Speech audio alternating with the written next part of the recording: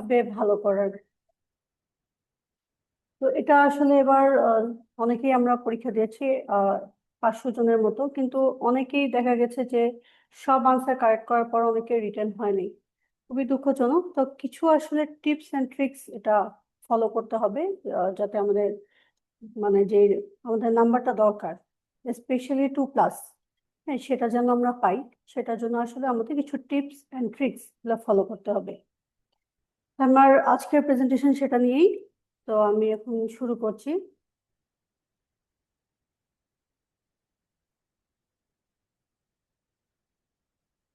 আচ্ছা, প্রথম কথা হচ্ছে যে আমাদের কি কি টপিকস আছে। একটা হচ্ছে এফসিপিএস রিটেনের জন্য আমাদের পেপার 1 আর পেপার 2, আমরা সবাই জানি দুইটাতে হচ্ছে 100 করে মার্কস থাকে। তা আমাদের পেপার 1 এর জন্য আমরা মোটামুটি সবসময় দেখা যায় যেগুলো ফলো করে বিসিপিএস, খুব কম ক্ষেত্রে হয়তো এদিক সেদিক হয়। তো আমাদের এই চ্যাপ্টার গুলোকে আবার দুই ভাগে ভাগ করতে হবে, যেমন শর্ট চ্যাপ্টার আর হচ্ছে আমাদের লং চ্যাপ্টার, যেটা থেকে আমাদের হচ্ছে লং কোশ্চেন আসতে পারে। আর কিছু আছে যে শর্ট চ্যাপ্টার, এগুলো আসলে পড়তে কখনোই ইচ্ছা করে না, খুবই বিরক্তিকর, কিন্তু এগুলো আমাদের পড়তে হবে। কারণ এখান থেকে আপনারা জানেন সবসময় কোশ্চেন আসবে। এগুলা হচ্ছে গেম চেঞ্জার। এগুলা থেকে আপনার এই কোশ্চেন গুলো কোথাও দেওয়া যায় না, যেমন সাইকেট্রি আপনি অস্পিয়ারিতে দেওয়ার নাই, এটা তো কখনো লং কোশ্চেন, লং একটা যদি কেস এটা হিসেবে দেওয়া নেই, এটা শুধুমাত্র রিটেনেই দেওয়া পসিবল। তারপর nutritional disease, poisoning, snake bite, geriatric medicine, এগুলো আপনাকে পড়ে যেতেই হবে, অবশ্যই পড়তেই হবে। এগুলো না পড়ে যাওয়াই যাবে না। এখন এটা আপনি যদি টানা পড়তে যান তাহলে দেখা যাবে খুবই কিন্তু বিরক্তিকর। তো আপনাকে দেখা যাবে প্রত্যেক একটা হলিডে আপনি ফিক্স করে রাখবেন, আপনি 2টা করে চ্যাপ্টার হলেও আপনি পড়বেন। তো রেগুলার বারবার পড়তে পড়তে কিন্তু আপনার দেখবেন যে মেমোরাইজ হয়ে যাচ্ছে, তখন আর সমস্যা হবে না। আর আপনার যেগুলো লং চ্যাপ্টার গুলো আছে, লং চ্যাপ্টারে তো যেগুলো আপনার প্রত্যেকটা লং চ্যাপ্টারের মধ্যে আপনি বেছে নিতে হবে যে আপনার কি কি লং কোশ্চেন আসে, কি কি শর্ট কোশ্চেন আসে। যেমন ধরেন কার্ডিওভাস্কুলার ডিজিজ, এখানে কিন্তু একটাই আপনার লং কোশ্চেন আসার মতো, এটা হচ্ছে ইনফেক্টিভ এন্ডোকার্ডাইটিস, তাই না? আর হচ্ছে যে গ্যাস্ট্রোইন্টেস্টিনাল প্যানক্রিয়াটিকের মধ্যে আমরা ক্রনিক প্যানক্রিয়াটাইটিস বা ম্যাল অ্যাবজর্পশন সিনড্রোম, এটা আপনার গোছানো থাকতে হবে। আপনার পুরো একদম রেডি রাখবেন যে যদি আসার সাথে সাথে যাতে আপনি সব লিখে দিয়ে আসতে পারেন। রেডি না থাকলে আপনার এটা কখনোই পসিবল না যে আপনি পরীক্ষা হলে চিন্তা করে করে লিখবেন, তাহলে কিন্তু অনেক টাইম কনজিউমিং ব্যাপারটা। আর liver and biliary tract disease, এটা খুবই খুবই ইম্পর্টেন্ট। এখানে কিছু কোশ্চেন আছে স্যারদের খুবই ফেভারিট, যেমন অটোইমিউন হেপাটাইটিস, টিবিসি, পিএসসি, এগুলা উইলসন, এগুলা স্যাররা অহরহ দিয়েই থাকে। এটার জন্য আপনাকে এখান থেকে কি কি লং কোশ্চেন, কি কি শর্ট কোশ্চেন, এটা আপনি আলাদা করে পড়বেন। যেমন ধরেন আমরা দেখলাম যে গতবারের আগের বারে একটা কোশ্চেন আসলো যে উইলসন। উইলসন কিন্তু সাধারণত আমরা শর্ট কোশ্চেন হিসেবেই পড়ি, কিন্তু এটা স্যাররা লং কোশ্চেন হিসেবে দিয়েছে। বা সিএলডি, হ্যাঁ, এটা আমরা প্রিপারেশন রাখবো। আর এবার তো আসলে হেমাটোলজিক্যাল ডিজিজ, যেটা হচ্ছে যে আমাদের এই ছিল মাইলোডিসপ্লাস্টিক সিনড্রোম। তো এটা যে এবার যেটা হয়েছে যে অনেকেই দেখা গেছে যে লং কোশ্চেনের মধ্যে প্রথম যে ডায়াগনোসিস ওটা এমডিএস রাখেনি, এবং এটার জন্য কিন্তু আসলে নাম্বার অনেক কমে গেছে। তো আপনাকে যখন ডিডি সেট করতে হবে তখন কিন্তু ক্রোনোলজিক্যালি আপনাকে সেট করতে হবে, যেটা মোস্ট পসিবল ডায়াগনোসিস সেটা অবশ্যই ফার্স্টে রাখতে হবে, তারপর আস্তে আস্তে রাখবেন। তবে অনেক বেশি ডিডি লেখা যাবে না, যেটা মিলে না, যেটা দেখলে স্যাররা বিরক্ত হয়, এরকম কোনো কিছু রাখা যাবে না। তো আপনারা এখানে সবসময় যখন পড়বেন আপনি এরকম চ্যাপ্টার গুলো আলাদা ভাগ করে নেবেন, হ্যাঁ, যাতে আপনার এগুলোর পাশাপাশি যাতে এগুলাও যাতে পড়া হতে থাকে। এটা হচ্ছে পেপার 1 এর আমি লং আর শর্ট চ্যাপ্টার আলাদা করেছি।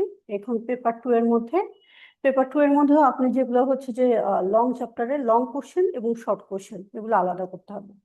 এবং হচ্ছে শর্ট চ্যাপ্টারের মধ্যে তো এগুলো তো মাস্ট, যেগুলো হচ্ছে আসবে স্কিন ডিজিজ থেকে, এবার আসলে ডার্মাটাইটিস, হার্পেটিফর্মিস, অ্যাকিউট মেডিসিন, আর হচ্ছে good medical practice, clinical decision making, এগুলো রেগুলার করতে হবে। রেগুলার না করলে আসলেও মনে থাকে না, কিন্তু কিছু করার নাই আসলে। হ্যাঁ, আপনি একটা টাইম বের করে এটার মাঝখানে মাঝখানে লং চ্যাপ্টারের মাঝখানে মাঝখানে আপনি একটা করে শর্ট কোশ্চেন পড়বেন। এখন আসলে আমরা যারা এখানে অনেকে আছেন অনেক নতুন, আবার অনেকে তো পরীক্ষা দিচ্ছেন রেগুলার, তারা যারা পরীক্ষা অনেকদিন ধরে দিচ্ছেন তারা সব জানেন। আমি এটা আসলে যারা নতুন পরীক্ষা দিবেন তাদের জন্যই করেছি। আমাদের যে প্রথম যে কোশ্চেন থাকে, হ্যাঁ, পেপার 1 অথবা পেপার 2 যেটাই হোক, ফার্স্ট হচ্ছে স্টেম 1, এটাতে থাকে 25 মার্কস। একটা লং কোশ্চেন থাকবে, সেটা আপনার ডিডি লিখতে হবে, ইনভেস্টিগেশন এবং ম্যানেজমেন্ট বা আদার যে কোশ্চেনটা থাকুক, ওটার জন্য 25 মার্কস। এখন এইটা লিখতে কিন্তু ইউজুয়ালি যদিও বলা হয় 50 মিনিটে শেষ করার কথা, আসলে 50 মিনিটে শেষ হয় না। অনেক লম্বা। এখন আপনি 50 মিনিট থেকে 1 ঘন্টার মধ্যে আপনাকে শেষ করতে হবে। আর বাকিগুলোতে 5টা করে কোশ্চেন থাকে, প্রত্যেকটাতে হচ্ছে 25 মার্কস করে থাকে। এখন এখানে আমাদের শর্ট কোশ্চেন, আমাদের মেইন টার্গেট হচ্ছে আমাদের ডায়াগনোসিসটা কারেক্ট হতে হবে। ডায়াগনোসিস কারেক্ট না হলে আপনি যতই লিখে আসেন না কেন, দেখা যায় স্যাররা মার্কস দেবে না, দিলেও 1-2 দেয়, তবে খালি রেখে আসা যাবে না, কিছু না কিছু লিখতে হবে। এখন আপনার যেমন আগে যেটা ছিল, কোশ্চেন টুতে বিভিন্ন কোশ্চেন আসতো, যেমন ধরেন হচ্ছে যে টাইপ 1 টাইপ 2 থিঙ্কিং, কিন্তু এখন কিন্তু সবগুলোই মোটামুটি প্রবলেম বেসড হয়ে গেছে। 3-4 মোটামুটি একই রকম হয়ে গেছে। তো আমরা এটা একটা ভালো দিক, যেমন অনেক ফালতু টালতু কোশ্চেন ছিল আগে, ওগুলো পড়া লাগে না। এখন আপনি মোটামুটি হচ্ছে কোশ্চেন যেটা হচ্ছে ক্লিনিক্যাল ওরিয়েন্টেড যে কোশ্চেনগুলো, এগুলাই আপনি পাবেন। আচ্ছা, নেক্সট, এখন আমার কোশ্চেনটা মার্কটা ডিস্ট্রিবিউশন হয় কিভাবে। আমাদের হচ্ছে রিটেন 200 মার্ক, অসপিতে 100, আইওইতে 50 মার্ক। আর ক্লিনিক্যালে লং কেস থাকবে একটা, এটাতে 100 মার্ক, আর শর্ট কেস হচ্ছে 4টার মধ্যে 25 করে 100 মার্ক। এখন আমাকে পাশ করার জন্য কি করতে হবে? পাশ করার জন্য হচ্ছে আমাকে টোটাল 45 পেতে হবে। 45, এটা ওরা কি করে যে রিটেন মার্কসটাকে, যেটা 200 মার্ক আছে, সেটাকে যেটা পাবো আমি, সেটাকে 8 দিয়ে ডিভাইড করে, মানে টোটাল মার্কস 8 দিয়ে ডিভাইড করে 25 করবে, এবং আপনি যতটুকু পাবেন সেটাকে 8 দিয়ে ডিভাইড করে 25 আউট অফ আপনি কত পেলেন সেটা দেখবে। অস্ট্রেলিয়াতে আপনার 6 দিয়ে ডিভাইড করে 25-এ নিয়ে আসে, এবং টোটালটাকে আপনার 25 25 25 করে নিয়ে আসছে। তার মানে আমার টোটাল মার্কস হচ্ছে 75। এর মধ্যে আপনাকে পেতে হবে 45। এখন দেখা গেছে যে আসলে ক্লিনিক্যাল যে পরীক্ষা, এখানে কিন্তু 25-এর মধ্যে আপনার 15 পাওয়া খুবই ডিফিকাল্ট। এটার জন্য আপনাকে যেটা করতে হবে, আপনার রিটেন এবং অস্পিতে অনেক ভালো মার্কস থাকতে হবে। তবে এটা জিনিসটা হচ্ছে যে, যেমন বলে যে কেউ যদি 43.5 পায়, তাহলে তাকে 1.5 গ্রেস দিবে। কিন্তু কিছু রিকভারেবল মার্ক আছে, যেমন রিটেনের ক্ষেত্রে আপনি যদি 14-এর কম পান, তাহলে কিন্তু আপনি নেক্সট এক্সামে অ্যাপিয়ারই করতে পারবেন না। কিন্তু আপনি যদি 15 আউট অফ পান, তাহলে 2বার আপনাকে এমনি সুযোগ দেওয়া হবে যে অস্পিআই এবং ক্লিনিক্যাল আপনি দিতে পারছেন। এটার সুবিধাও আছে, অসুবিধাও আছে। সুবিধা হচ্ছে যে আপনি আপনার হচ্ছে যে রিটেনটা পড়া লাগছে না, আপনি শুধু অস্পিআই এবং ক্লিনিক্যালে ফোকাস করতে পারছেন। কিন্তু অসুবিধা হচ্ছে যে আপনার যেহেতু রিটেনটা পড়া নাই, সেহেতু আপনাকে আইইউ এর ক্ষেত্রে ফেস করতে হবে, অস্পির ক্ষেত্রে অনেক ডিফিকাল্টি ফেস করতে হচ্ছে। তো বেটার যে একবারে পাশ করে গেল তো আলহামদুলিল্লাহ, কিন্তু যদি নাও হয়, অ্যাটলিস্ট যাতে 15 আপনার থাকে। এরকম হচ্ছে অস্পিয়ারের ক্ষেত্রে রিকভারেবল মার্ক হচ্ছে 14, এবং ক্লিনিক্যালের মধ্যে হচ্ছে 13। কিন্তু কেউ যদি আপনি ওখানে 15 পান, অস্পিয়ারিতে 16 পান, কিন্তু আপনি ক্লিনিক্যালে যদি 13-এর কম পান, তাহলে কিন্তু আপনি ফেল। যেমন দেখেন, কেউ যদি আমাদের এখানে রিটেনে পেল 14.75, অস্পিতে পেল 14.66, 13.5 পেল, টোটাল কিন্তু উনি সবগুলাতেই আসলে পাস মার্ক পেয়েছে, কিন্তু তারপরেও ফেল। কারণ উনি হচ্ছে টোটাল হচ্ছে 45 রিচ করতে পারছেন না। ঠিক আছে, তো আমাকে অ্যাটলিস্ট 45 পেতেই হবে। তো এখন আমার যত বেশি আমি রিটেন বস করতে আমার বেশি মার্ক থাকবে, তত আমার পাস করার চান্স কিন্তু বেড়েই যাচ্ছে। আচ্ছা, এখন আমরা রিটেনের প্রিপারেশনটা কিভাবে নিব, কোন বই পড়বো, সেটা নিয়ে আমি একটু আলোচনা করব। রিটেনের জন্য ফার্স্ট আপনাকে যেটা করতে হবে, আপনাকে ডেভিডসন বেস পড়তে হবে। ডেভিডসনকে আপনাকে পুরোটা গুছিয়ে ফেলতে হবে। পুরো ডেভিডসনকে এমন ভাবে আপনি বানাবেন যাতে আপনার সবকিছু ওই ডেভিডসনের মধ্যে থাকে। আপনার নোটস ডেভিডসনের মধ্যে থাকবে, আপনার গাইডলাইন ডেভিডসনের মধ্যে থাকবে, আপনার চিট কোড থেকে শুরু করে সবকিছু ডেভিডসনের মধ্যে থাকবে, যাতে আপনি যখন একটা ডেভিডসন নিয়ে বসবেন, আপনার সবগুলা কভার হবে। আর পাশাপাশি হচ্ছে জলিল স্যার অসপি বই, এটার পাশে রাখবেন। অসপি এবং আইউই, এটা তাহলে আপনার একসাথে পড়া হয়ে যাবে। আপনি ধরেন রিটেনটা যদি পাশ করে গেলেন, তারপর আপনাকে ওই অসপি আইউর যে ভীতি, এটা আপনাকে আর ফেস করতে হবে না। আর ডেভিডসন পড়ার সময় অবশ্যই অবশ্যই আপনারা হচ্ছে ইমেজিং গুলার উপর দেখবেন। দেখা যাবে যে ওখানে ছোট ছোট নোটস কিছু দেওয়াই থাকে, কিছু কিছু ছোট ফাইন্ডিং দেওয়া, কোনো একটা বায়োপসি ফাইন্ডিং দেওয়া, হিস্টোপ্যাথোলজিতে কি আছে, এগুলো দেওয়া থাকে। আর যেটা হচ্ছে অল বিসিপিএস এর যে কোশ্চেন গুলো আছে, সেগুলো হচ্ছে আপনারা রিপিটেডলি দেখবেন, কারণ দেখবেন একই রকম কোশ্চেন ঘুরিয়ে ফিরিয়ে একই সাবজেক্ট একই টপিক বিভিন্ন ভাবে দেয়। স্যারদের যেমন হচ্ছে কিছু টপিক আছে পছন্দের, পিএনএইচ, তারপর হচ্ছে বাচিয়ারি সিনড্রোম, পিআরবি, এগুলো ঘুরে ফিরে আসবেই। এগুলো আপনাকে নোট বানিয়ে রাখতে হবে। আর আমি এর আগে আমার ক্লাসে আমি বলেছিলাম যে গাইডলাইনে এত কথা থাকে, এত কথা থাকে, এগুলো সব আসলে লাগে না। যেগুলো লাগে, যেগুলো আসার মতো, সেগুলো ছোট ছোট নোট করে আপনি আপনার ডেভিডসনে লাগিয়ে রাখবেন। আমি যেমন করেছিলাম যে আমার ডেভিডসনটাকে ভাগ করেছিলাম, যেমন হচ্ছে কার্ডিও রেসপিরেটরিকে কেটে তারপর, এবং প্রত্যেকটা চ্যাপ্টারের পিছনে আমি 10 থেকে 15টা আমার পেজ লাগানো ছিল। তো আমার যা যা প্রয়োজন মনে হতো যে না, এটাকে একটু নোট করে রাখা দরকার, এটাকে একটু হচ্ছে গুছানো দরকার, বা এই জিনিসটা এখানে নাই, আমি ওখানে সবগুলো লিখে রাখতাম। এগুলো আমি ছবি তুলে রেখেছি আপনাদের জন্য, এটা আমি আপনাদেরকে দেখাবো পরে।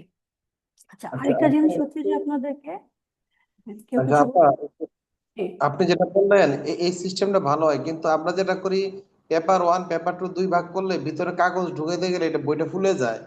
তো আপনি যেটা বললেন দুইটা চ্যাপ্টার করে দিলে অনেক কাগজ দেওয়া যায়, কিন্তু সেক্ষেত্রে তো হ্যাঁ, মানে বইয়ের সংখ্যা বেড়ে যায়। এটা একটু কি হ্যাঁ, করা যায়? বইয়ের সংখ্যা বেড়ে যায়। আপনি যখন ধরেন কোথাও মুভ করতেছেন বা ডিউটিতে যাচ্ছেন, এখানে আপনি কিন্তু এত বড় ডেভিডসন ক্যারি করতে পারবেন না। আপনাকে কিন্তু ছোট ছোট করেই কিন্তু নিতে হবে, তাই না? জি। আর হুম। মনে করেন হচ্ছে যে ছোট ছোট থাকলে কিন্তু আপনার ক্যারি করার সুবিধা, আপনার পড়ার সুবিধা, এবং আপনি হচ্ছে নোটস গুলো রেখে একদম করতে পারছেন। আর আপনার ডেভিডসন তো অনেক বড় হয়ে যাবে না, আপনি তো অনেক নোটস রাখতেছেন সেখানে, আপনি ওখানে কাগজ চিরকুট অনেক করছেন। এখন আপনি যদি এটাকে না কাটেন, তাহলে কিন্তু ডেভিডসনটা আপনি ক্যারি করতে পারবেন না। এই জন্য আমার মনে হয় যে এটা কেটে ফেলে, এবং অবশ্যই সবাই ভালো প্রিন্টের একটা কিনবেন, হ্যাঁ, যাতে হচ্ছে আপনার পড়তে সুবিধা হয় এবং এটা ফাইনাল থাকবে আর কি। যারা এখন সবাই কি কিনে ফেলেছেন আপনারা ডেভিডসন 20 লাস্ট যে এডিশনটা আসছে, 25? না না, না, কিনিনি কিনিনি এখনো। যদি কিনেন, আপনারা কিনবেন, অথবা অনেকে আছে যে পিডিএফটা ফটোকপি করে, প্রত্যেকটা চ্যাপ্টারের পিছনে অবশ্যই আপনি হুম। 10 থেকে 15টা আপনি হচ্ছে পেজ রাখবেন, কারণ আপু, আপনার, ওই যে কালার প্রিন্টটা হচ্ছে কাটতে সুবিধা হবে তাই না? মেইন কপিতে এত কেটে লাভ হবে না। মানে কালার প্রিন্ট ছবিটা যদি দুইটা চ্যাপ্টার করে কেটে কেটে নিচে নোটস আপনার লাগাই তো তাহলে ভালো হবে। অবশ্যই অবশ্যই, আপনি যেমন আমি যেটা করেছিলাম, আমি কিন্তু অরিজিনাল বইটা আমি কেটেছিলাম। অরিজিনাল বইটা কেটে আমি তার পিছনে হচ্ছে অনেকগুলো পেজ লাগিয়ে নিয়েছি, আর চিরকুট তো আমার ছিলই। এখন হচ্ছে যে অবশ্য অনেকের কষ্ট আপু, লাগবে। ডেভিডসন আপনি কয়টা পার্ট করছেন সেটা বলেন একটু, আমার ডেভিডসনকে কয়টা আমার পার্ট? ডিভিশন ছিল 8টা পার্ট। আমি হচ্ছে শর্ট যে চ্যাপ্টার গুলো, ওগুলো একসাথে ছিল আমার। পেপার 1-এর শর্ট চ্যাপ্টার একসাথে, পেপার 2-এর শর্ট চ্যাপ্টার একসাথে, যাতে আমার শর্ট চ্যাপ্টার গুলো দেখা হয়। ও, আর পেপার যেটা, ওয়ানে যেগুলো শর্ট চ্যাপ্টার দেখেছেন এগুলো একটা, হ্যাঁ, পেপার টু এর শর্ট চ্যাপ্টার একটা, আর আর লং কেস মানে আর লম্বা হচ্ছে, চ্যাপ্টার গুলো দুইটা। হ্যাঁ হ্যাঁ হ্যাঁ, যেগুলো ওগুলো না ও। কার্ডিও রেসপিরারি হচ্ছে একটা, তারপর মনে ও। গ্যাস্ট্রো হেপাটো গুলো একটা, হ্যাঁ, এভাবে করে। না, আপনার যাতে পড়াটা যাতে সুবিধা হয়, হ্যাঁ, পড়বেন তো আপনি, আসলে আপনার জন্যই তো এই বইগুলা। আচ্ছা, আরেকটা জিনিস হচ্ছে যে আমাদের যেটা সমস্যা হয় যে শর্ট কোশ্চেনের ক্ষেত্রে আমরা ডায়াগনোসিস বুঝতে পারি না। এটার জন্য ইম্পর্টেন্ট হচ্ছে আপনার বারবার পরীক্ষা দেওয়া। আপনারা অবশ্যই অফলাইনে এসে, যারা সম্ভব, যারা ঢাকায় থাকেন, অবশ্যই অফলাইনে পরীক্ষা দেবেন। না হলে হবে কি, আপনার হচ্ছে কিন্তু টাইম ম্যানেজমেন্টটা হবে না, হ্যাঁ। কারণ আপনি যদি এখানে যদি আপনি প্রিপারেশন না নিয়ে যান, আপনি তো ওখানে যেতে, আপনি তো আউটপুট দিতে পারবেন না, কারণ টাইম ম্যানেজমেন্ট খুব ইম্পর্টেন্ট। আর যেটা হচ্ছে, বারবার পরীক্ষা দিলে আপনার কোন কোশ্চেনটা কিভাবে আসে সেটা কিন্তু আপনি বুঝতে পারবেন, হ্যাঁ, ক্লু গুলা বুঝতে পারবেন।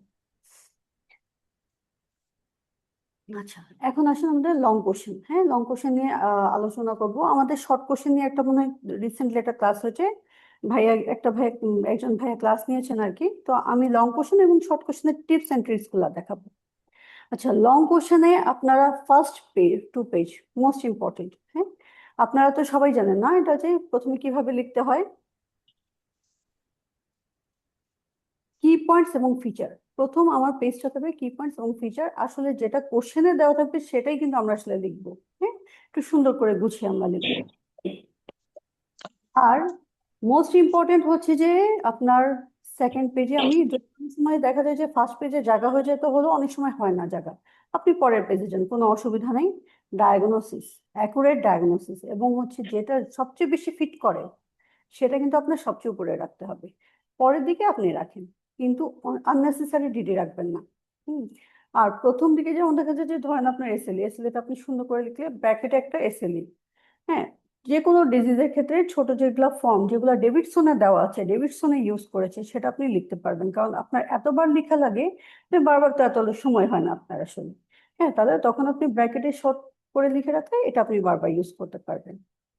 আর যখন আপনি হিস্ট্রি লেখা শুরু করবেন, অবশ্যই নতুন একটা পেজ থেকে শুরু করবেন। ওই আমার পেজ বাঁচানোর কোনো দরকার নাই, আমরা প্রত্যেক বছরই অনেক খরচ করি বিসিপিএস এর, এখানে আমাকে অনেক পেজ দিবে। আর সবাই অবশ্যই ফাঁকা ফাঁকা করে লিখবেন। আপনার হাতের লেখা সুন্দর হতে হবে এমন কোনো কিছু না, কিন্তু আপনাকে ফাঁকা হতে হবে, পরিষ্কার হতে হবে, যাতে স্যারের চোখে পড়ে যেন আপনি লিখেছেন।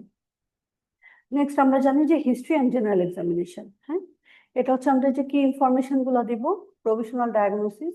আচ্ছা, আরেকটা ব্যাপার হচ্ছে ফুল ডায়াগনোসিস। ধরেন আপনার পেশেন্টের ব্রঙ্কিয়াল কার্সিনোমা আছে, এটার সাথে কমপ্লিকেশন নিয়ে আসছে, কিন্তু আপনি কি শুধু ব্রঙ্কিয়াল কার্সিনোমা লিখলে হবে না, with hypercalcaemia, with metastasis to bone, with metastasis to যেখানে যেখানে আপনার আছে পুরো ফুল ডায়াগনোসিস লিখতে হবে। আর তারপর আপনি হচ্ছে মেইন ডায়াগনোসিস যে ডিডি সেগুলো সেগুলো 3টা বা 4টা রাখবেন। আচ্ছা, এখন ইম্পর্টেন্ট কথা, যেটা হচ্ছে খুবই ইম্পর্টেন্ট, যেটা হচ্ছে আমাদের পেশেন্টটা যে যে কেসটা দিবে সেটা কি হিসেবে দিবে, এটা ইমার্জেন্সি কেস না স্টেবল কেস।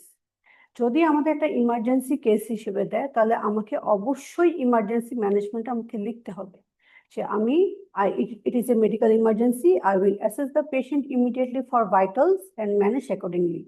এসটিউ অথবা আইসিইউতে অ্যাডমিশন করতে হবে, আমাকে ম্যান্ডেটরি ইনভেস্টিগেশন করতে হবে, যেমন ধরেন আপনার বেডসাইড গ্লুকোজ যদি হাইপোগ্লাইসেমিয়া ফিচার থাকে, আনকনশিয়াস হয়ে আসে, এবং হচ্ছে সিটি ব্রেন।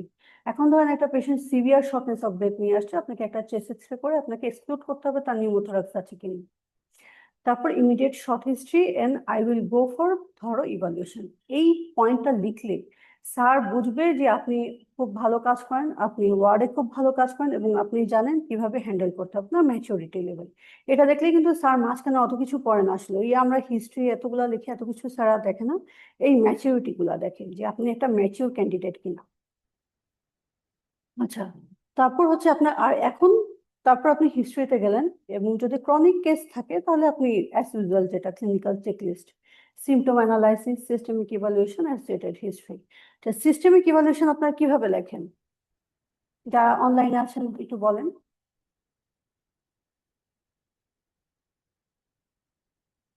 সিমটম অ্যানালাইসিস আপু, হ্যাঁ, এখানে ওই সিমটম। যে সিমটম গুলো থাকবে ওইটাই তো ডিটেলসে লিখবো, যেমন পেন থাকলে পেন, ফিভার, জয়েন্ট পেন, এরকম আর কি। হ্যাঁ, যেমন তারপরে ওডি, হ্যাঁ, অনসেট, ডিউরেশন, হ্যাঁ, প্রোগ্রেশন। সক্রেটিস পেনের। হ্যাঁ, সক্রেটিস এভাবে। আর সিস্টেমিক ইভালুয়েশনটা সিস্টেমিকে হচ্ছে জেনারেল এক্সামিনেশন ফাইন্ডিং যেগুলো পাবো ওগুলো, তারপর হচ্ছে জেনারেল এক্সামিনেশন, তারপর সিস্টেমিক এক্সামিনেশন, মানে যেটা যেটা রেলিভেন্ট হবে, রেলিভেন্ট থেকে। এটা কিন্তু আপনি আগে থেকে গুছিয়ে রাখবেন। ধরেন আপনি এসএল এর ক্ষেত্রে জয়েন্ট পেইন, ফটোসেনসিটিভিটি, র্যাশ, অ্যালোপেশিয়া, এগুলা কয়েকটা পয়েন্ট, প্রত্যেকটা ডিজিজের ক্ষেত্রে এগুলো পয়েন্টগুলো আপনার যাতে রেডি থাকে। কারণ আসলে এখানে স্যাররা খুব বেশি কিছু দেখে না, আপনার জাস্ট পাতা উঠে যায়, তো এই জন্য আপনি এটা কয়েকটা ছোট ছোট পয়েন্ট লিখে যাবেন। আপনার দেখবে হচ্ছে ইনভেস্টিগেশন, আপনি কয়টা ইনভেস্টিগেশন লিখতে পেরেছেন, কতদূর চিন্তা করেছেন, কতটুকু ইভালুয়েট করেছেন, সেটা কিন্তু খুব ইম্পর্টেন্ট। হ্যাঁ, আচ্ছা, এটার জন্য এটা হচ্ছে মোটামুটি আপনি লিখবেন। লেখার পরে যেটা হচ্ছে আমরা আর যাচ্ছে না কেন, আচ্ছা, এটা তো আমরা সবাই জানি না, পিডিপিএফ স্মার্টিভ। হ্যাঁ, পিডিতে জি, হচ্ছে যে, হ্যাঁ, past personal history, drug history, এরকম। পাস হিস্ট্রি, ড্রাগ ট্রিটমেন্ট হুম। হিস্ট্রি, তারপর পার্সোনাল হিস্ট্রি, ফ্যামিলি হিস্ট্রি, আর এটা কি সোশিও ইকোনমি, তারপর menstrual history, allergic history, travelling history, immunisation history, psychiatric history. হ্যাঁ, এগুলো হচ্ছে আপনি যদি তেমন কোনো আসলে আপনার ডিজিজের সাথে যদি কোনো অ্যাসোসিয়েশন না থাকে, নামগুলো লিখলেই হবে। যদি মনে করেন যে না অ্যাসোসিয়েশন আছে, যেমন একটা ডায়াবেটিক পেশেন্ট, তার ফ্যামিলি হিস্ট্রি অফ ডায়াবেটিস আছে কিনা, তার যদি সিএলডি থাকে, তার family history of liver disease আছে কিনা, অটোইমিউন ডিজিজ আছে কিনা, এগুলো লিখতে হবে। এটা আপনার কোশ্চেনের উপর ডিপেন্ড করে আপনি এভাবে লিখবেন। ঠিক আছে। আবার ধরেন একটা যদি এসএলই থাকে, তখন অবস্টেট্রিক হিস্ট্রি আপনারা লাগবে, যে আবার অ্যাবর্শনের হিস্ট্রি এগুলা লাগবে। হ্যাঁ, আচ্ছা, এখন এক্সামিনেশন ফাইন্ডিং, আগে আমরা যেটা লিখতাম যে এনিমিয়া, জন্ডিস, সাইনোসিস, ক্লাবিং, কোয়েলোনাইকিয়া, স্যাররা জানে যে এখানে এই পয়েন্টগুলা থাকে। আপনাকে কিন্তু এভাবে দিলে কিন্তু আসলে আমার মনে হয় না এটা খুব ভালো হবে। আপনাকে লিখতে হবে যে আপনার ডিজিজ অনুযায়ী আপনি কি কি পাচ্ছেন। এটা আপনাকে আগে থেকে আমি বললাম যে প্রত্যেকটা চ্যাপ্টারে আপনার কোনটা লং কোশ্চেন হবে, এবং ওই লং কোশ্চেনের এগেনস্টে আপনার কি কি জেনারেল এক্সামিনেশন আর কি কি আপনার হচ্ছে সিস্টেমিক এক্সামিনেশন আপনি পেতে পারেন, এটা আপনি গুছিয়ে রাখবেন। আমি যেমন দেখাচ্ছি, ধরেন একটা পেশেন্ট আসছে ইনফেক্টিভ এন্ডোকার্ডাইটিস নিয়ে, এখন আপনি এনিমিয়া, জন্ডিস, সাইনোসিস, ক্লাবিং, কোলোনাইকিয়া লিখলে আপনাকে মার্ক দিবেন। স্যার দেখবে আপনি আইতে কি পেয়েছেন, ওরাল ক্যাভিটিতে কি আছে, হ্যাঁ, হ্যান্ড ফাইন্ডিং কি, লেগ সাইন কি, এগুলো লিখলে না তখন আপনার মার্ক আসবে। যেমন আমরা জানি যে 5টা হ্যান্ড ফাইন্ডিং আছে: Janeway lesion, Osler node, nail folding part, splinter haemorrhage and digital problem. আমি এবার পরীক্ষা কিন্তু এভাবেই লিখেছি। আমার আই ফাইন্ডিং, ওরাল ক্যাভিটিতে কি ছিল, হ্যান্ড ফাইন্ডিং কি আছে, পায়ে কি আছে, জেনারেলাইজ কি আছে, স্কিনে কি আছে, এভাবে।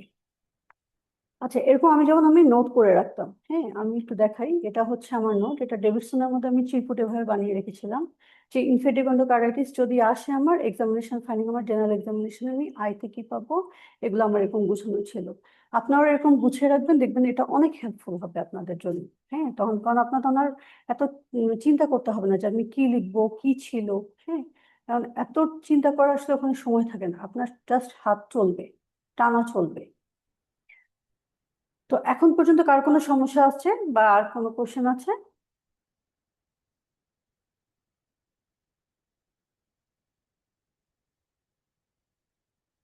আচ্ছা, না থাকলে তাহলে আমি প্রসিড করি।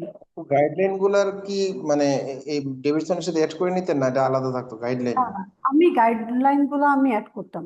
গাইডলাইন হচ্ছে কিছু আছে আমার, যে বললাম যে আমার পিছনে যে পেজ, ওখানে কিছু লিখেছি। কিছু আছে আমি একটা প্যাডের মধ্যে লিখে ওই পেজ গুলা কেটে স্ট্রাকচার করে আমি হচ্ছে যেটা যেটা আমার হচ্ছে পড়বো সেটার সাথে আমি অ্যাটাচ করে দিতাম। হ্যাঁ, সবগুলো হতে সম্ভব হতো না। যেগুলো আমার সম্ভব হয়নি সেগুলো আমি জেনেসিসের যে ক্লাস করেছি, জেনেসিসের শিট গুলা কেটে কেটে কেটে কেটে আমি ডেভিডসনে লাগিয়ে রেখেছি, যাতে আমার এরকম পুরাটা আপনি যদি গাইডলাইন পড়তে যান আপনি দেখবেন এটা কখনো আপনার মাথা ঘোরাবে, পড়া হয় না। ধরেন আপনি যে টপিক পড়ছেন সেই টপিকের গাইডলাইন আপনাকে পাশাপাশি পড়তে হবে। হ্যাঁ, তাহলে দেখবেন আপনার আসলে পড়াটাও ইমপ্রুভমেন্ট হয়। এবং আপনার গাইডলাইনে যে একটা বড় সমস্যা, এতগুলো গাইডলাইন একসাথে পড়া খুব ডিফিকাল্ট, মাথায় থাকে না তো, এক একটা এক এক রকম। আর এটা আপনি এখন থেকে গুছাবেন। আপনার এই প্রথম মাস হচ্ছে আপনি যেটা প্রথম থেকে আপনার কাজ হচ্ছে আপনার বই গুছাবেন। আপনি যত ভালো বই গুছাবেন তত ভালো আপনি রিটেন এক্সাম দিবেন। জুন মাসে খালি পড়বেন আপনি, জুলাই মাসে আপনি আউটপুট দিবেন। ঠিক আছে? এটা আমি দেখাবো আমি যেটা কিভাবে লিখেছি, যেটা হচ্ছে ইম্পর্টেন্ট গুলা, সেটা আমি একটা ছবি যেটা আমি তুলে এনেছি, এটা আমার লাস্টের স্লাইডে আছে। আচ্ছা, এখন ইনভেস্টিগেশন। এইম অফ ইনভেস্টিগেশন একদম টানা ঝাড়া কথা, যে আমি কনফার্ম করবো, ডিডি এক্সক্লুড করবো, কি পরিমাণ হচ্ছে এক্সটেন্ট অফ দ্য ডিজিজ দেখবো, কমপ্লিকেশন দেখবো, আইডেন্টিফাই করবো কোমরবিডিটিস। হ্যাঁ, এখন আমার যেটা ফার্স্ট লাইন ইনভেস্টিগেশন, অনেকেই বলে আমার মনে থাকে না যে কোনটা লিখবো না। এটা তো যেমন আমরা নেমোনিক ইউজ করি। হ্যাঁ, যে কিউবেল সিটি। হ্যাঁ, কিউবেলের মধ্যে কি কি আছে আমার, এটা হচ্ছে সিবিসি আছে, ক্রিয়েটিনিন, চেস্ট এক্সরে, ইউরিনারি, তারপর blood glucose, electrolyte, ECG, LFT আর হচ্ছে সিটি। এখন আপনি কোনটা আগে লিখবেন? সব সময় যে আপনার সিবিসি লিখতে হবে এমন কিন্তু না। যদি আপনার একটা পেশেন্ট নিউরোলজিক্যাল ডেফিসিট, আনকনসিয়াসনেস নিয়ে আসে, অবশ্যই আপনাকে সিটি প্রথমে লিখতে হবে। এবং ওখানে লিখতে হবে টু এক্সক্লুড হচ্ছে আমার ইন্ট্রাক্রেনিয়াল হেমোরেজ অথবা সাবঅ্যাকুইট হেমোরেজ। এখন আপনার পেশেন্ট আসছে শ্বাসকষ্ট নিয়ে, তখন কিন্তু আপনাকে এইচএসএসটা প্রথম হবে। হ্যাঁ, রেনাল ফেলার, ইউরিয়া ক্রিয়েটিনিনটা আপনার আগে চলে যাবে। তো এটা আপনাকে প্রশ্ন বুঝে আপনাকে গাইড করবে। এবং আপনার এটা হচ্ছে যে কিউরিওসিটি নেমোনিকটা মনে রাখলে আপনার দেখা যাবে যে না, সুবিধা হবে যে না, আমি কি কি দেখবো। আর অবশ্যই অবশ্যই বক্স প্রোটোকল, আপনার প্রত্যেকটা প্যাটার্ন অফ রাইটিং হবে বক্স প্রোটোকল। এখানে আপনার চাক না চাক যেটাই বলুক, আপনাকে ইনভেস্টিগেশন, এক্সপেক্টেড ফাইন্ডিং, ইন্টারপ্রিটেশন, কিছু যদি আপনি না পান, ধরেন সব ঠিক আছে, লিখে দিবেন as a part of base line test. এটা হচ্ছে ফার্স্ট লাইনের ক্ষেত্রে। আর সেকেন্ড লাইনের ক্ষেত্রে কি করবেন, টু এক্সক্লুড আদার ডিটিস, বা টু হচ্ছে সি দা ফর এক্সপ্লেনিং এগুলা। যেমন ধরেন আপনার একটা পেশেন্টের যেটা বললাম যে সিটি ব্রেন করে আপনি এক্সক্লুড করলেন যদি আপনার পেশেন্ট আনকনসিয়াসনেস নিয়ে আসে। তাহলে হিমোগ্লোবিন কম, নর্মোসাইটিক নর্মোসাইটিক অ্যানিমিয়া পাচ্ছেন, অ্যানিমিয়া অফ ক্রনিক ডিজিজ। তারপর ধরেন আপনি একটা পেশেন্টের এলএফটি পাচ্ছেন, আপনি এই এলএফটি অর্ডার বা কোলেস্টেটিক প্যাটার্ন, আপনি কি দেখবেন, cholestatic pattern of jaundice. Blood glucose আপনার as a part of baseline test.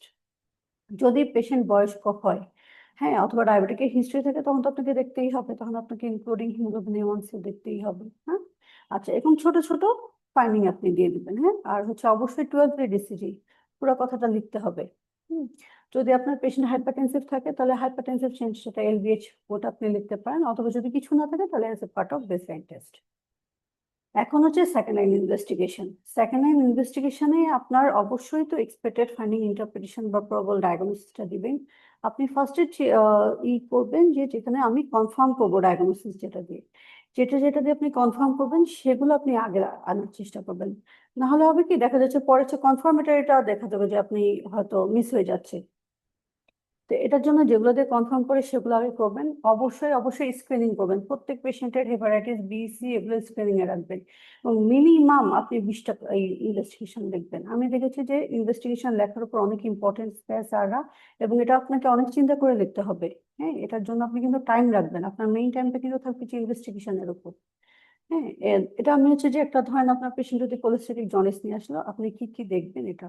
যেমন ধরেন আপনার যে ইআরসিপি আপনি কেন করবেন, এটা ডায়াগনস্টিক প্লাস থেরাপিউটিক টুল হিসেবে দেখবেন। এটা আপনি স্যারকে জানালেন। আপনি ধরেন অনেক কিছুই জানেন, আপনি যদি ওখানে খাতায় না লিখেন স্যার তো আর জানবে না যে আপনি এটা জানেন। যে ইআরসিপি করে কোনো যদি অবস্ট্রাকশন থাকে, কোনো স্ট্রিকচার থাকে, এটাকে আমি রিলিফ করার জন্য আমি করবো, প্লাস আমার ডায়াগনস্টিক পারপাসে করবো।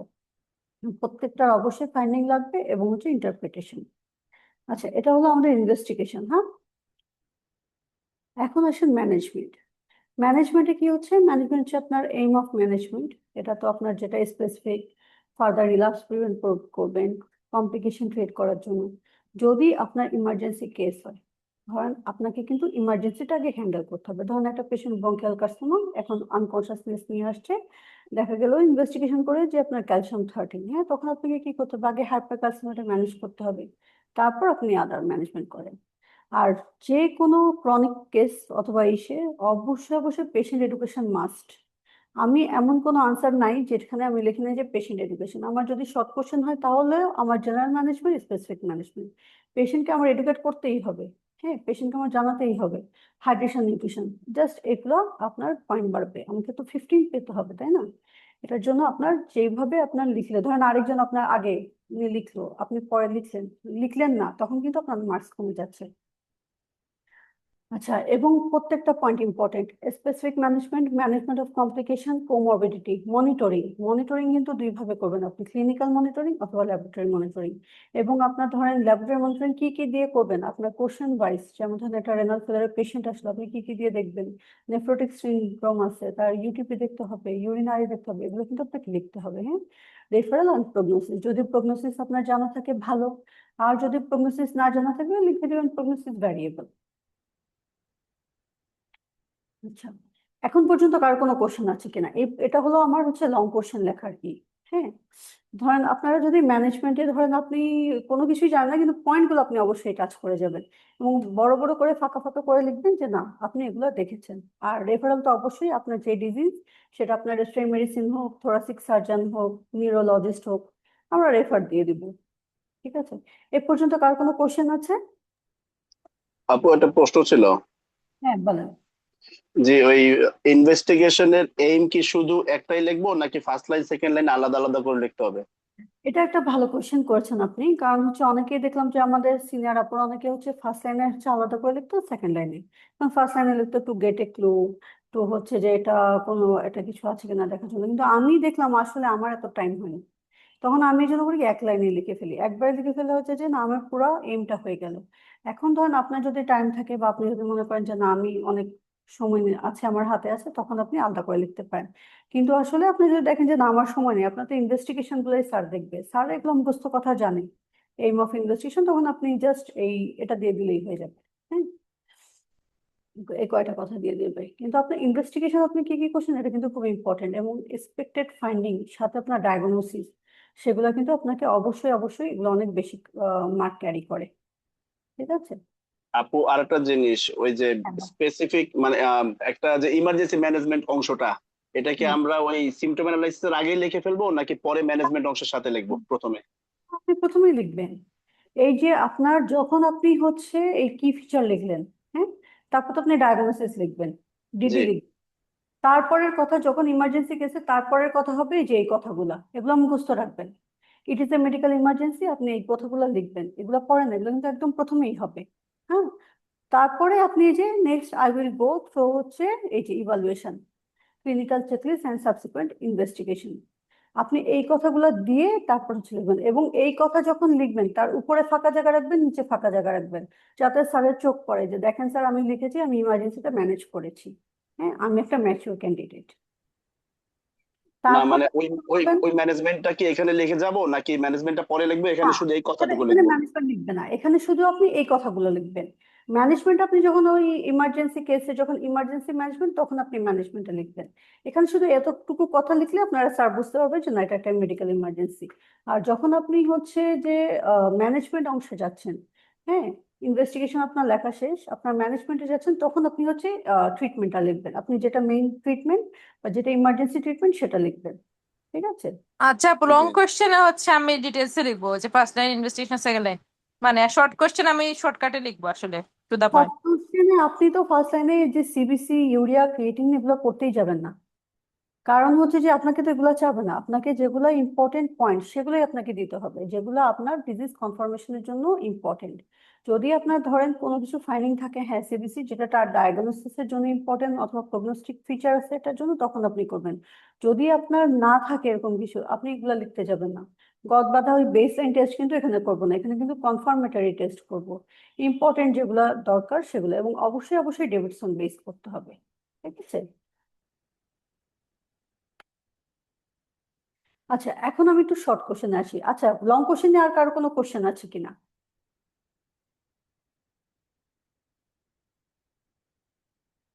কারো প্রশ্ন না থাকলে আমি তাহলে শর্ট কোশ্চেনে যাই।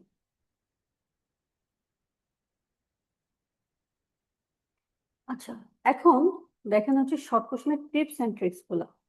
প্রথম কথা হচ্ছে আমার ডায়াগনোসিস কারেক্ট হতে হবে, এবং আপনার মনে করেন আমার ডায়াগনোসিস আমি বুঝতেছি না, আমি কি করব, আমি কি রেখে দিয়ে আসবো? না, এরকম করা যাবে না, আপনাকে অবশ্যই ডিডি লিখে দিয়ে আসতে হবে। এটা ডিডি লেখা থাকলে যদি আপনার কমন পড়ে যায়, যদি ওটার মধ্যে কিছু থাকে, স্যার আপনাকে কিছু না কিছু মার্কস দিবেই। 2 নম্বর হচ্ছে ইনভেস্টিগেশন। ইনভেস্টিগেশন অবশ্যই আপনার রেশনাল হতে হবে। আপনি সিবিসি, ইউরিয়া, ক্রিয়েটিনিন, ইলেকট্রোলাইট ওই বেস লাইন ওইগুলোতে যাবেনই না, আনলেস আদারওয়াইজ ইম্পর্টেন্ট। আপনাকে ডায়াগনস্টিক লিখতে হবে। ঠিক আছে? যেমন ধরেন আপনার যদি একটা পিবিসির কেস থাকে, তখন আপনি কি করবেন, আগে অটোমিনাল মার্কার গুলো করবেন, তারপর আপনার লিপিড প্রোফাইল করতে হবে, কোলেস্ট্রল হাই থাকে, আপনার যেটা রিলিভেন্ট, অথবা আপনি লিভার বায়োপসি পর্যন্ত করবেন। কিন্তু ওখানে কিন্তু আপনার সিবিসি, ইউরিয়া, ক্রিয়েটিনিন এগুলোর কোনো কোনো রোল নাই, ওগুলো লিখাই যাবে না।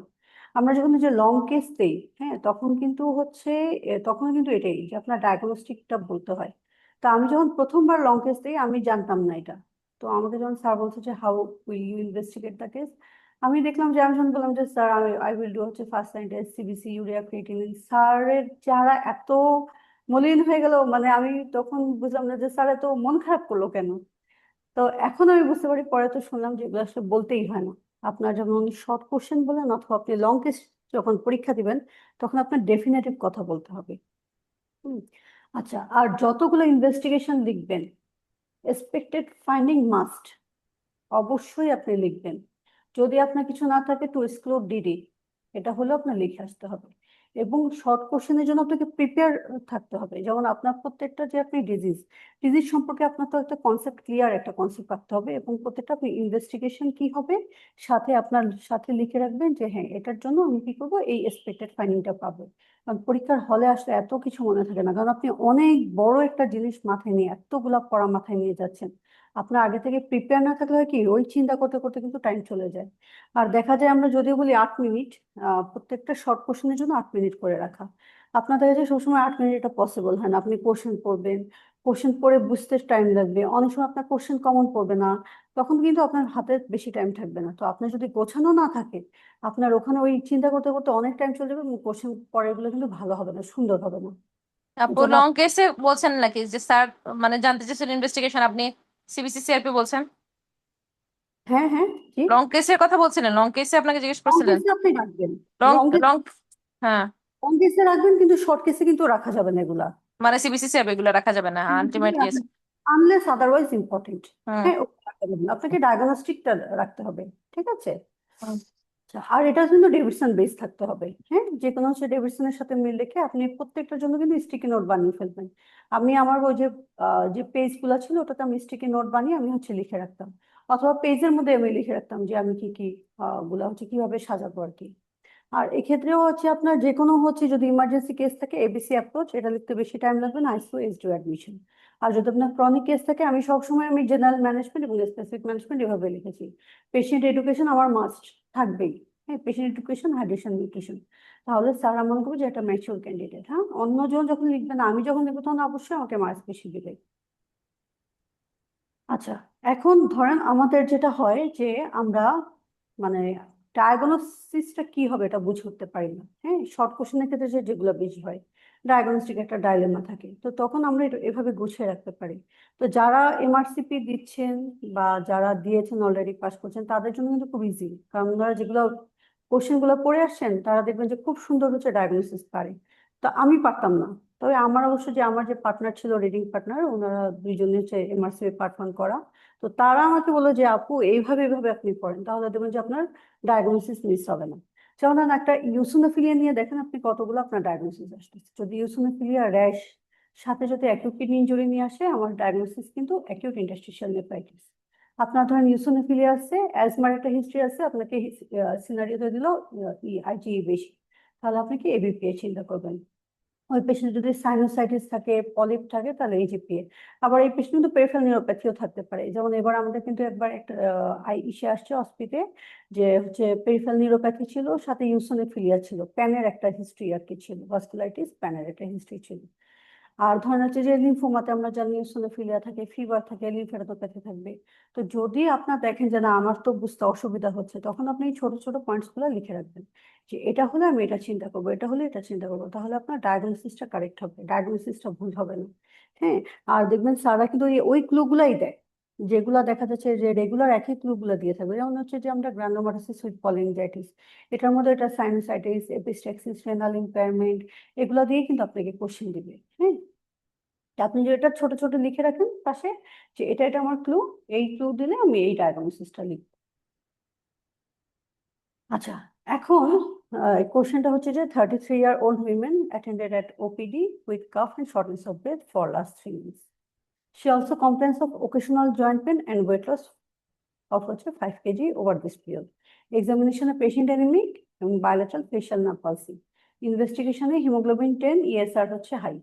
এখন এটা ডায়াগনোসিস আপনার কি মনে হয়? এখানে কিন্তু ডায়াগনোসিস চাই নাই। এখন আপনি কি ডায়াগনোসিস লিখবেন না লিখবেন না? লিখবো সার্কোইডোসিস। হ্যাঁ, লিখতেই হবে আপনাকে, তাই না? সার্কোইডোসিস, সার্কোইডোসিস শুধু লিখতে হবে with bilateral, bilateral facial nerve palsy।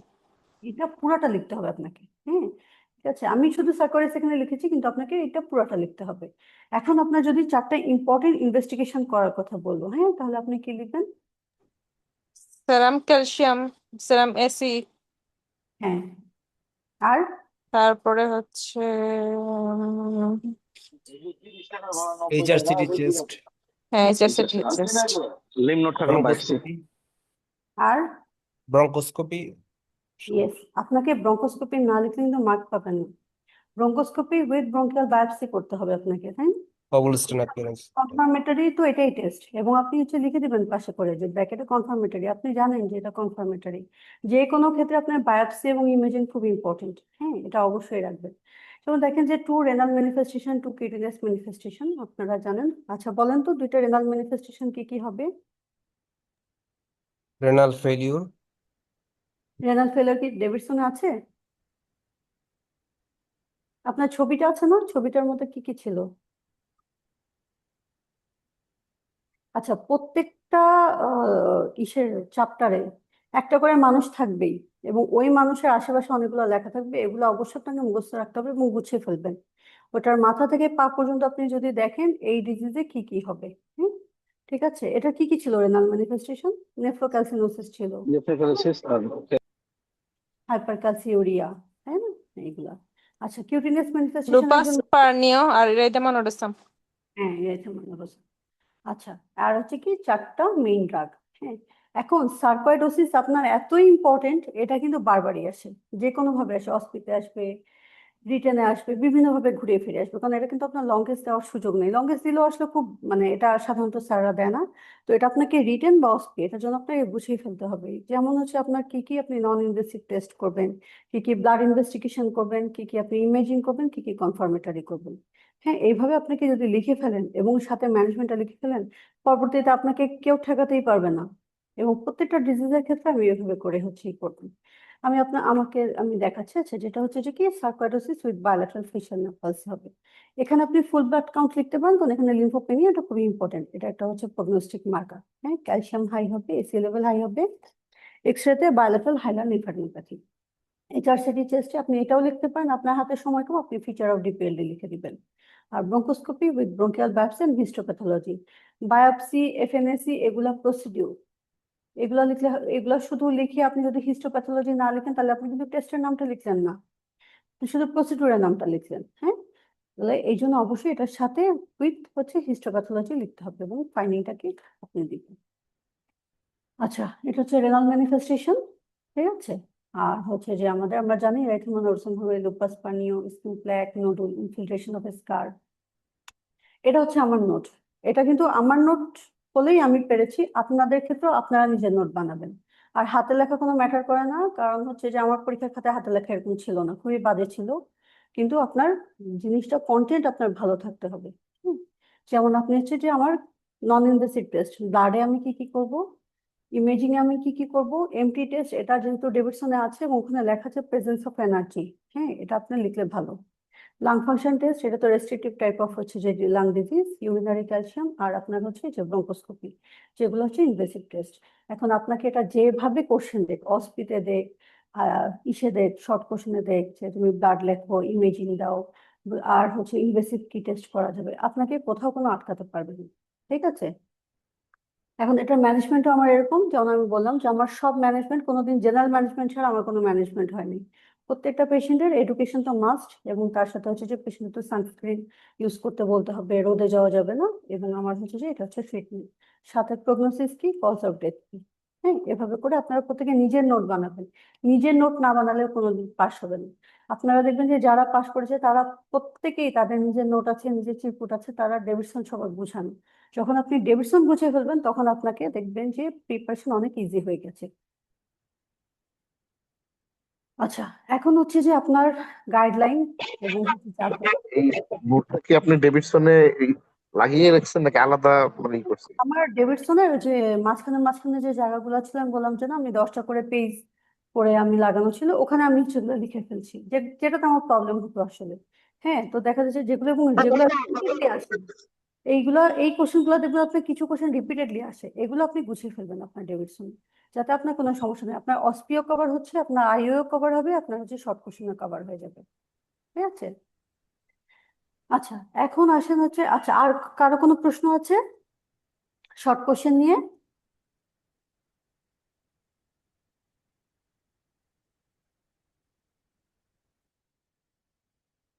আচ্ছা, এখন আমাদের যেটা গাইডলাইন তো পড়তেই হবে। যেটা আমি বললাম, আপনি যখন সিবিএস পড়বেন তখনই আপনাকে হার্ট ফেলার পড়ে ফেলতে হবে। হার্ট ফেলার বুঝে আপনার ওই হার্ট ফেলার যেখানে আপনি পড়ছেন সেখানে আপনি রেখে দিবেন, না হলে পরে যে আবার আপনি হার্ট ফেলার পড়াটা ডিফিকাল্ট। আর আপনি নিজে যদি 2বার 3বার পড়েন, আপনি বুঝবেন যে আসলে এখান থেকে কোশ্চেন আসার মতো জিনিস খুব কম, খুব অল্প কয়েকটা কথা লেখা। হুম। তারপর টিবি, হেপাটাইটিস বি, সি, এগুলা প্রত্যেকটা ক্ষেত্রে আপনি ওভাবে গুছিয়ে ফেলবেন। আচ্ছা, আর যে কিছু জিনিস যেমন আসে, যা স্নেক বাইট, আসলে যারা ধরেন অনেকেই আছেন যে উপজেলা হেলথ কমপ্লেক্সে কাজ করেন, এখানে যে রেগুলার স্নেক বাইটের পেশেন্ট আসে, তো এই জন্য স্যারদের খুব পছন্দের একটা কোশ্চেন। আর লাস্ট কয়েকবার ডেঙ্গু তো বিভিন্ন ভাবে আসছে। হ্যাঁ, এটা তো আপনাকে খুব ভালোভাবে রপ্ত করতে হবে। আমি প্রত্যেকবারই ম্যালেরিয়া কালাজ্বর পড়ে যাই, কিন্তু আমি জানি না এগুলো আসলে আসে না। তারপর আমি গুছিয়ে রেখেছিলাম, যেমন আমাকে একজন মানে আসলে টেস্ট করেছে আমাকে, যে আমি কিভাবে করে এই গাইডলাইন গুলো করেছি। তা আমি যখন এটা আহ, যখন আমি ইটা পড়ি, ইনফেকশাস পড়ি, কারণ ম্যালেরিয়াতে আমি দেখি যে আমার খুব ঝামেলা হয়। হ্যাঁ, তো আমি এটা লিখে রেখেছিলাম, এবং সবগুলা যে লিখতে হবে তা না, আমি তো জানি আমার সিভিয়ার ম্যালেরিয়া দিবে, আমাকে কি মানে ভাইভেক্স তো আর দিবে না। তো এটার জন্য জাস্ট আমার যেটা ইম্পর্টেন্ট সেটা আমি ভাবে, এটা কিন্তু আমার ডেভিডসনের পরে যে আমার যে কাগজটা সেখানে লেখা। হ্যাঁ, সেটা আমি এভাবে লিখে রেখেছি। আপনারা যদি লিখে রাখেন আপনাদের খুব লাভ হবে। তো এটাই এখন পর্যন্ত। এখন কারো কোনো প্রশ্ন বা কিছু বলার থাকলে বলেন।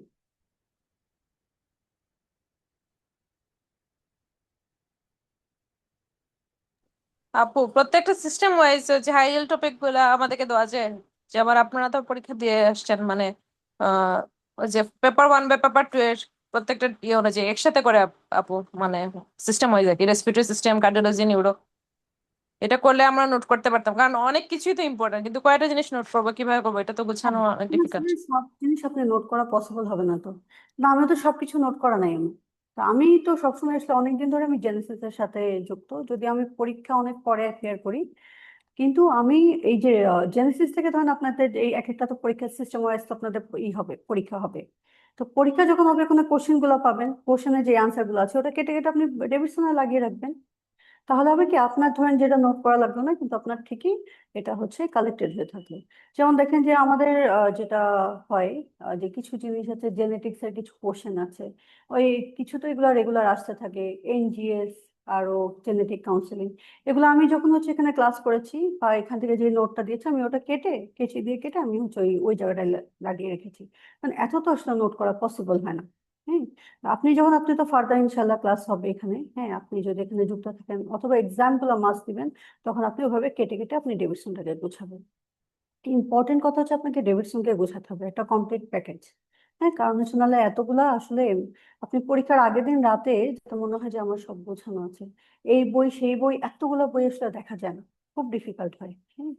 হ্যাঁ, তো এটার জন্য আপনার ডেভিডসন যদি গোছানো থাকবে, আপনার পড়াটা অনেক ইজি হয়ে যাবে।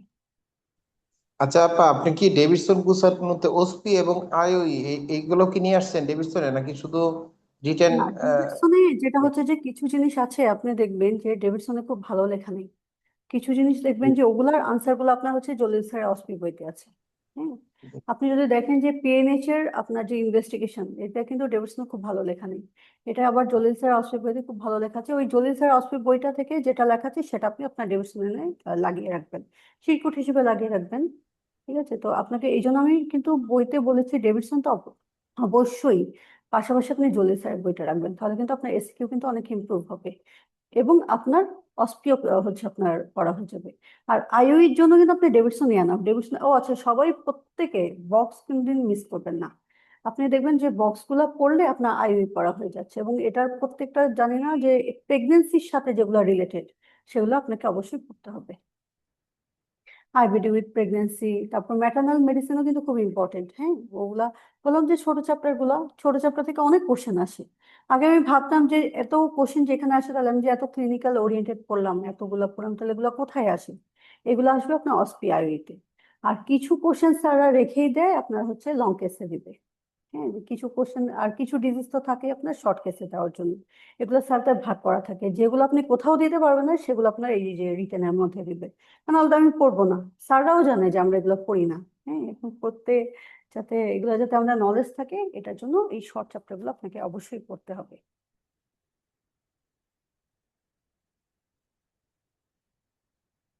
আর কেউ কিছু বলবেন? আচ্ছা, আমার কথা কি আপনারা বুঝতে পেরেছেন আপনারা কিভাবে গুছাবেন? জি আপু। আপনার এখন থেকে গুছানো শুরু করেন, কারণ আসলে সময় কিন্তু বেশি নাই, অনেক অল্প সময়।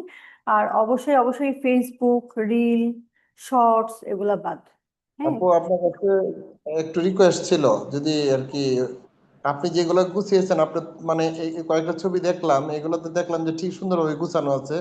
এরকম কিছু যদি আমাদেরকে দেন, আমরা বাকিটা গুছিয়ে নিলাম আর কি, আস্তে হ্যাঁ, আস্তে না, করে। ইনশাল্লাহ আমার সামনে ক্লাস হবে, হ্যাঁ, তখন আমি এরকম গুছিয়ে দিব আপনাদেরকে। এটা আমি জাস্ট আপনাদেরকে এভাবে দিলাম, মানে জাস্ট দেখানোর জন্য। আসলে আপনার প্রিপারেশন এভাবেই নিতে হবে, না হলে তো হবে না। হ্যাঁ, তাহলে জি। এটাতে আপনি ইন্সপায়ার হবেন যে আপনার নোট করার জন্য, আর কিভাবে গুছাতে হবে এটাও কিন্তু আপনি বুঝতে পারলেন, তাই না? আপনার হচ্ছে একটা কমপ্লিট প্যাকেজ হয়ে গেল। আপনার হচ্ছে সবগুলো কভার হবে, আপনার শর্ট এসএকিউ কভার হবে, লং কোশ্চেন আসলেও কভার হবে, আপনার হচ্ছে অসপিআইতেও কভার হবে। তো ইনশাল্লাহ নেক্সট জেনেসিস থেকেও তো অবশ্য প্রত্যেকটা সে ক্লাস হবে। ইনশাল্লাহ নেক্সট যদি ক্লাস নেই, তখন আমি এগুলা গুছিয়ে দিব ইনশাল্লাহ। আচ্ছা, ঠিক আছে, কারো যদি কোনো প্রশ্ন না থাকে তাহলে আর কি, ধন্যবাদ সবাইকে। Thank you for your thank you, question. Thank you. Thank you আসসালামু আপু। আলাইকুম। হ্যাঁ, ওয়ালাইকুম আসসালাম।